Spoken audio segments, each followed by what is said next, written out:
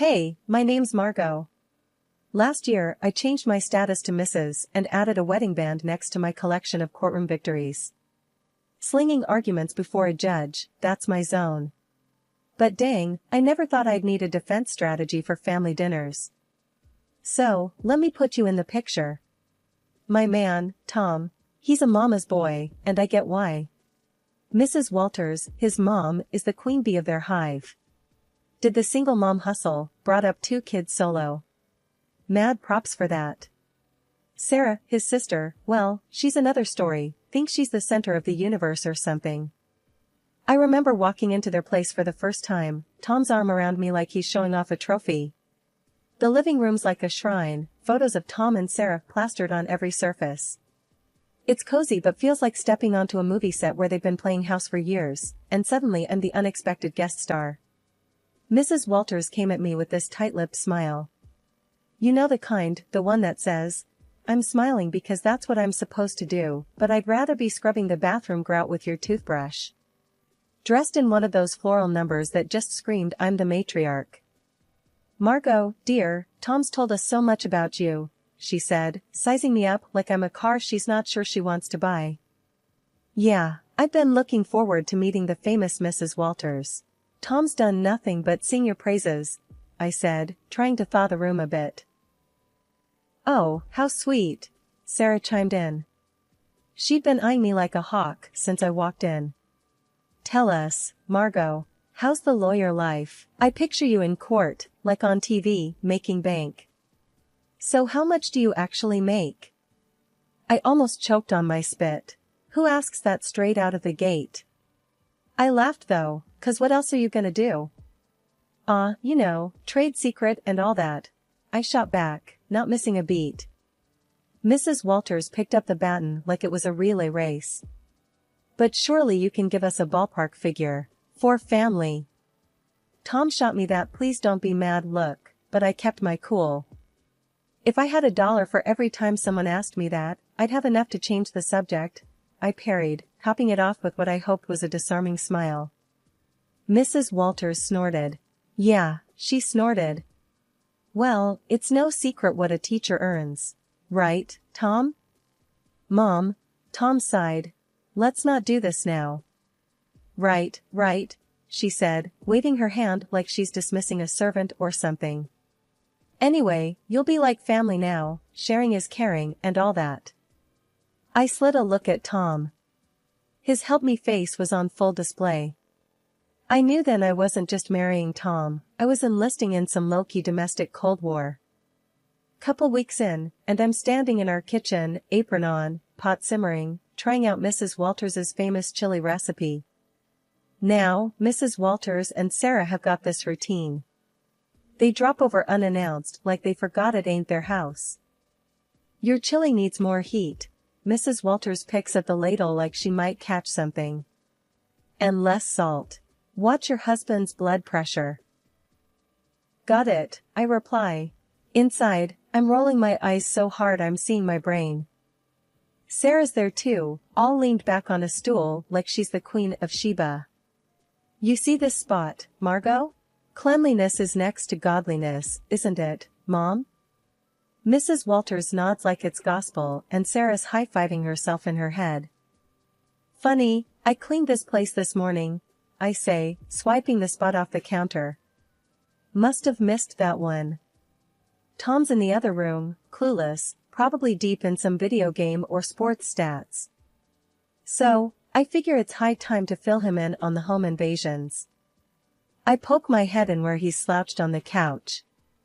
Hey, you got a sec? What's up, babe? Tom flicks his eyes up for just a moment, poor thing, like he's afraid he might miss a crucial play.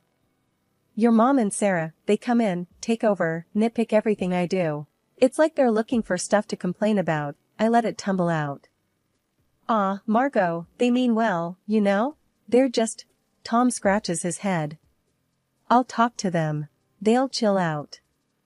Back to the kitchen, and it's like walking into the final round of some cook-off where I'm the only contestant and the judges are out for blood.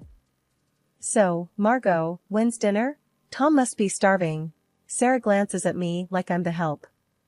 Whenever the chili decides it's ready, I shoot back, but I keep my voice light. It's a tightrope walk. Dinner lands on the table, and I'm scanning their faces. Mrs. Walters stirs hers around, inspecting every bean like it holds the secret to the universe. Bit different from how I make it, Mrs. Walters finally says. That's code for nice try, but you're no match for me. Tom dives in though, bless him. Babe, this is awesome. Right, Mom? Sakai, Sarah mutters, and Mrs. Walters just shrugs like she's agreeing with the worst food critic. After they leave, Tom's slapping his belly, saying it's all good. I'm watching the door shut behind them, feeling tiny, like I'm losing at some game I didn't sign up to play.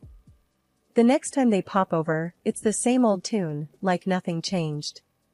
I must have been dreaming to think a few words from Tom might turn the tide. Still, I ask him to talk to his mother about boundaries. I thought getting hitched was the hard part. Fitting into Tom's family? That's the real challenge.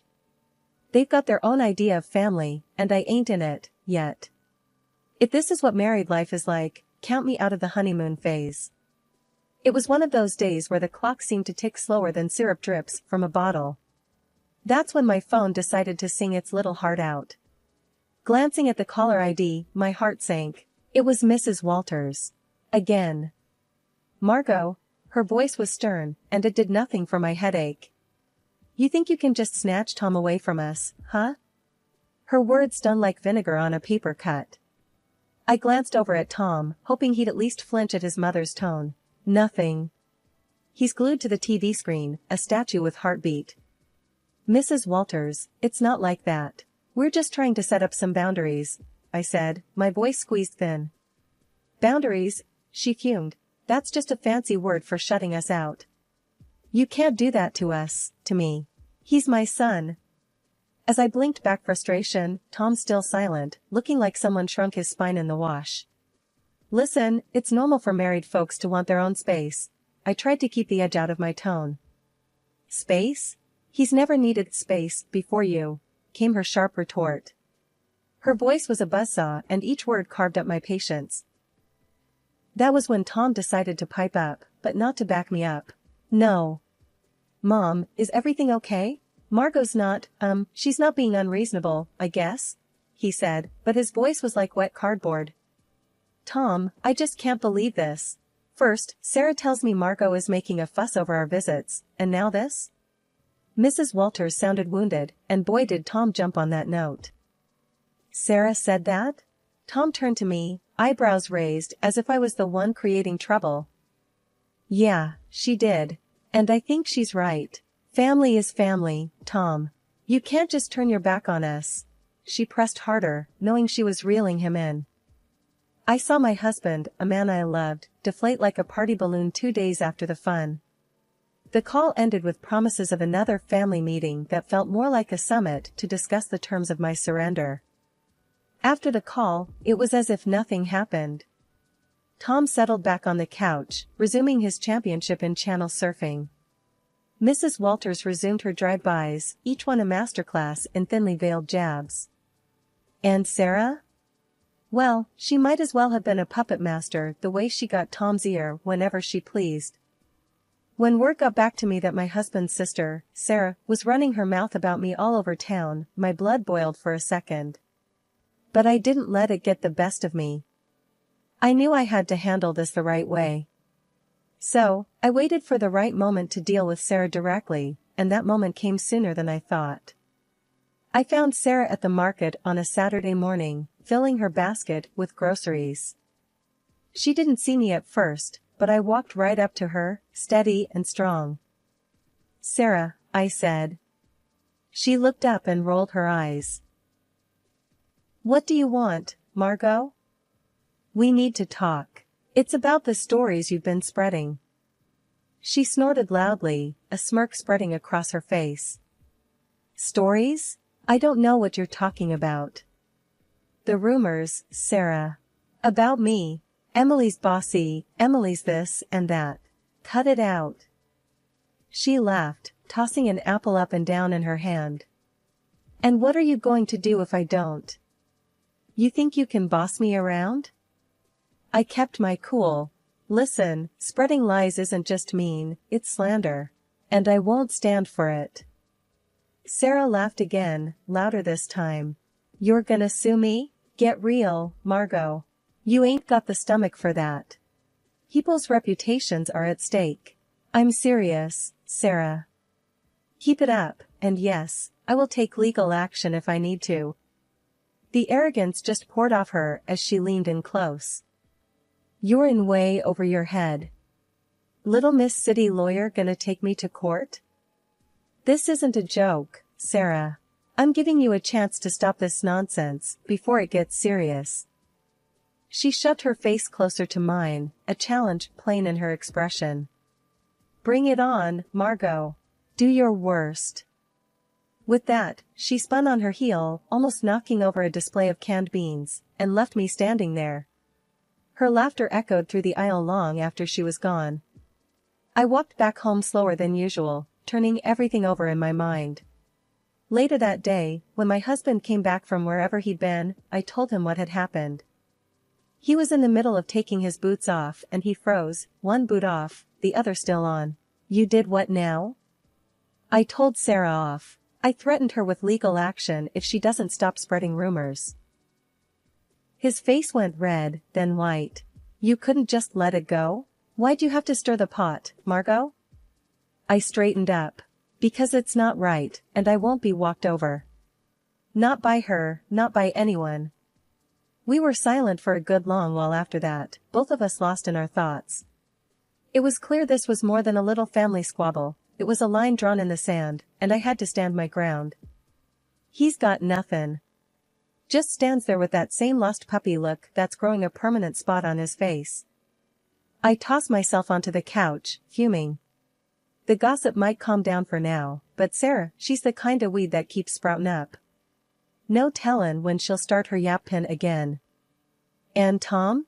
God knows if he'll ever find the guts to stand up to them. Right now, though, I just need to cool off, figure out my next move in this messy game they're all too eager to play. The whole mess with Sarah had me weighing my options like a pros and cons list in my head. I mean, I signed up for a life with Tom, not a daily soap opera with his family.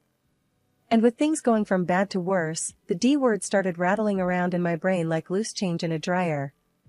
Then, as if on cue, Mrs. Walters, the town's self-appointed gossip queen and Sarah's godmother, rings me up. Margot, dear, she chirped like a bird that spotted a worm. We're throwing a little shindig for Sarah's engagement. It's happening at Luigi's next week. We'd love to see you there. The tone of her voice was all fake nicety, the kind that practically screams I dare you to show up. I'm staring at the silent phone after hanging up, thinking how this invite smells like a setup. Tom's already on edge, and now this? I couldn't help but blurt out to him, guess who's got plans for us next week? He's sitting at the kitchen table, forehead creased like he's trying to iron it out with thought. Who's scheming now? Your sister's engagement party, I say flat out. We're invited, courtesy of Mrs. Walters. His face goes a shade paler, the crease deepening. Oh, hell. Yeah. Oh, hell sounds about right. So, what's the play here, Tom? We gonna roll over and play nice, or what?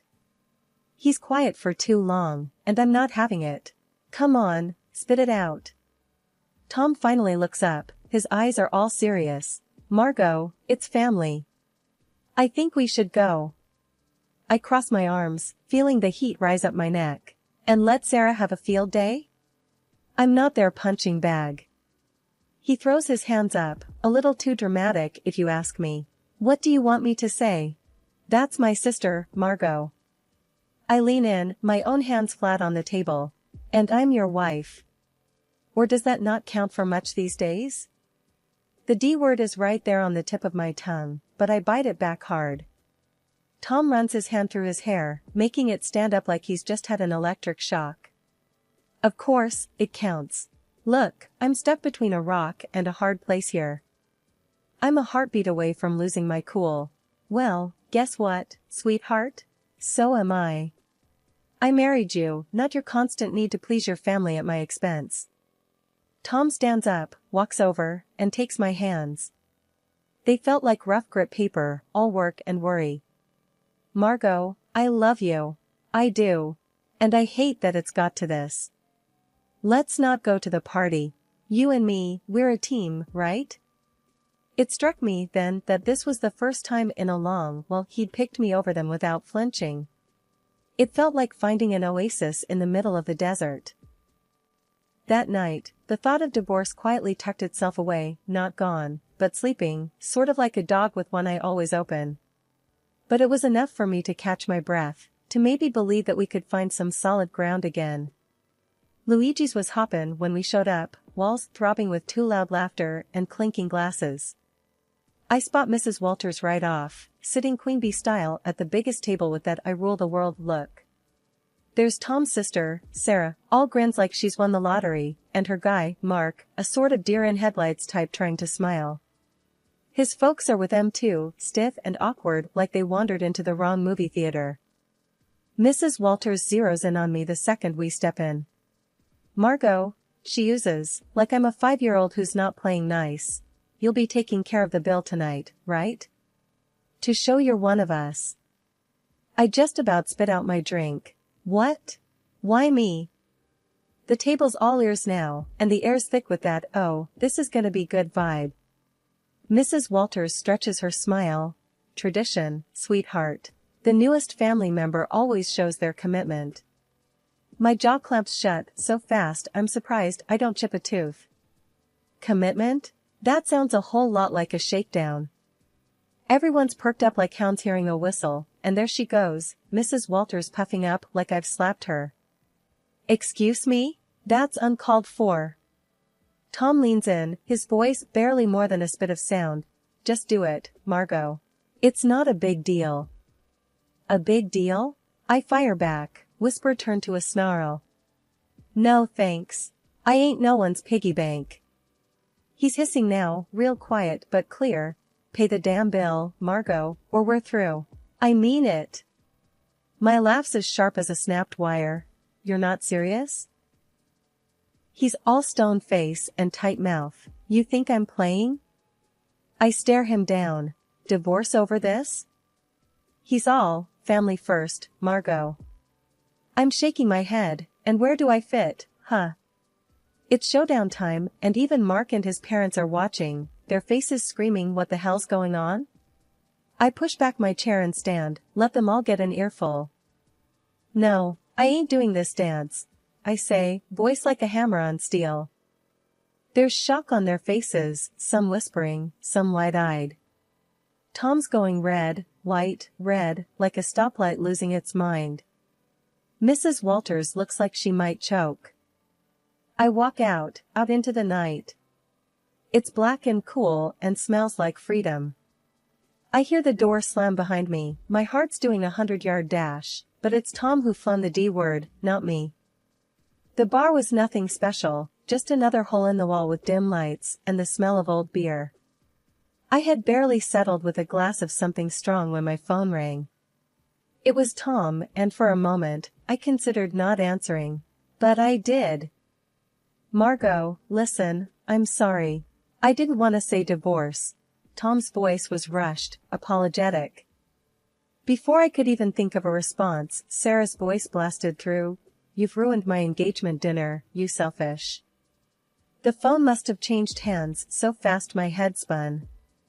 I could practically hear the venom in her voice.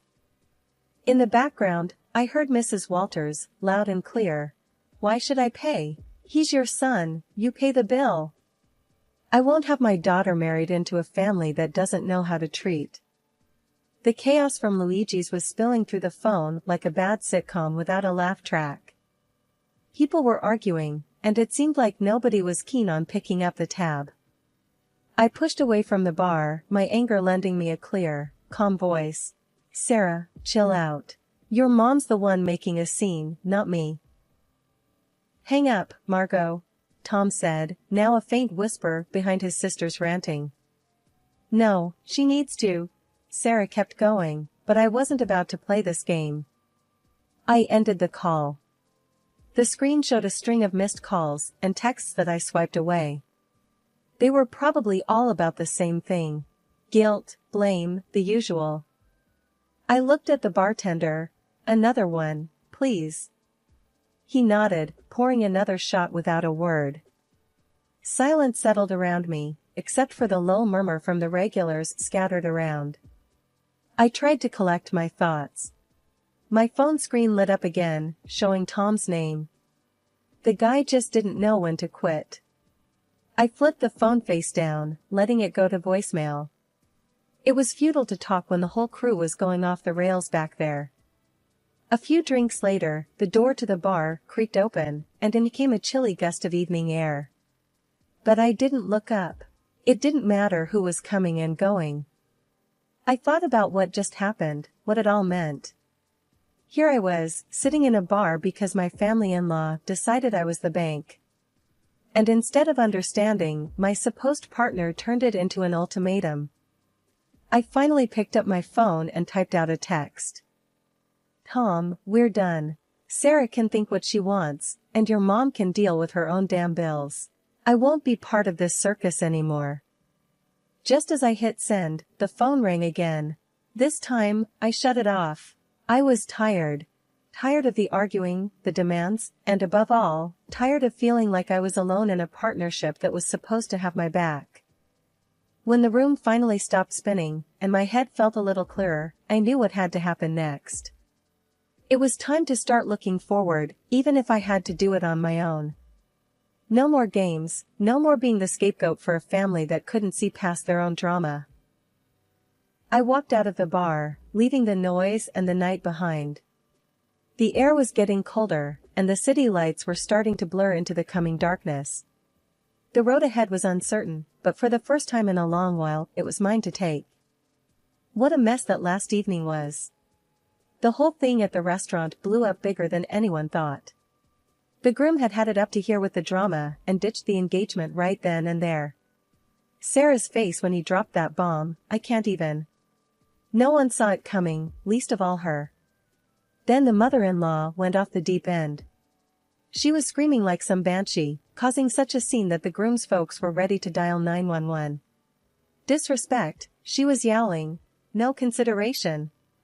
It was chaos, the kind of thing you see on those trashy daytime shows where chairs start flying. Meanwhile, I was done. I filed for divorce and cut phone ties. Tom and his calls? Ignored. His messages? Deleted.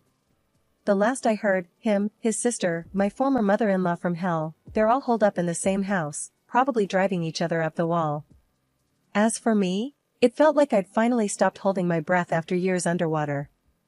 Life's simpler now, but that evening's still the talk whenever I'd bump into people from the old circle. It gets old, you know? So here's the update, for anyone who still cares, I'm living my best, most peaceful life. I'm sitting in my usual spot at the cafe down the street from my place, the one where the coffee is strong and no one asks too many questions. The barista gives me a nod. The usual, he asks, like he's asking if the sky's up. Yep, I say. That's what my days are like now, no fluff or meddling in-laws. Work's a breeze when it's just that, work. Free time is mine to enjoy without a side of guilt trips or obligations. I curl up on my couch, that one piece of furniture that's followed me through all the moves. The springs are shot to hell, but it fits my back just right. I flip on the TV, watching some crime show where they catch the bad guys by minute 40. The peace is what gets me. Not eerie or lonely, just peace. Breathe in, breathe out. No more walking on eggshells or cleaning up family feuds. This is living. When I hit the pillow each night, it's with a sense of I did it. No pat on the back needed. I know my worth, and finally, I'm living like it. I'm eating my lunch when the phone dings. A message from a number I don't know. Probably Tom, using someone else's phone to reach out. I delete it without reading. Not today, Satan, not ever, actually. They used to say, you'll regret this. But here I am, not a single regret in sight. The day drags out, cozy and fine, and it ends with a glass of something smooth and a book I've been meaning to read. The heroine's tough, but fair, reminds me of someone I know.